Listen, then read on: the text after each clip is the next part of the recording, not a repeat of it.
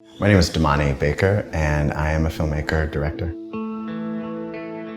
We all can see when people suffer. You don't have to work that hard. And if there's some skill, time, or energy that you can offer in that space, then you just do it. To really survive a US military invasion, that changes you. I think, it may have even been one of the first moments that I recognized the power of storytelling, because when we were evacuated after hiding under a bed for 3 days when the US bombed, flown back home to California, you turn on the news and they're talking about this country we were just evacuated from, Grenada, as this horrible place where communism was taking over and it was violent and all these bad things were happening. And I just left.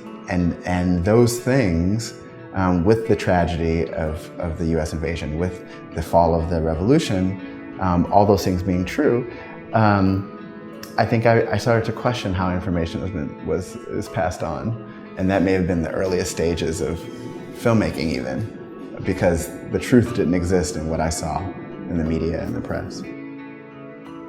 Not only did I want to tell the story of Grenada and what happened to us there, but I wanted to tell a story about the women in my family and what change looked like for them and how far they were willing to go to imagine it. So what my mom saw in Grenada were possibilities that I think many Black Americans couldn't have imagined. Healthcare was free, education was free.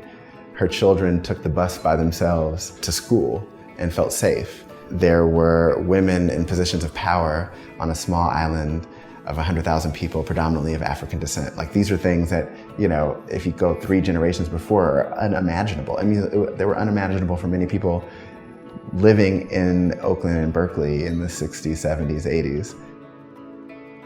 The US military invasion of Grenada, I think, was just a cowardly, aggressive extension of colonial imperialism. And so to see my mother in Grenada, one of many women doing, I think, incredible things during the period of revolution there, also meant when I returned back home to the States, that socialization, that understanding of what's possible never left.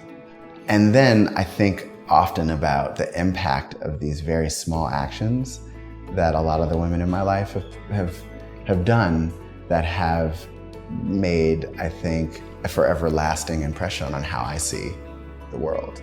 And so then my questioning of what's happening now in the world, my questioning of leadership and power and male-dominated, aggressive, and often violent paradigms that leave people desperate in this system.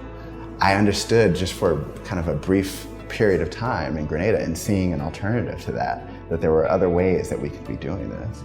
And so I think in my both personal life and in my filmmaking and in my teaching, I try to maybe consciously and subconsciously bring that to other people.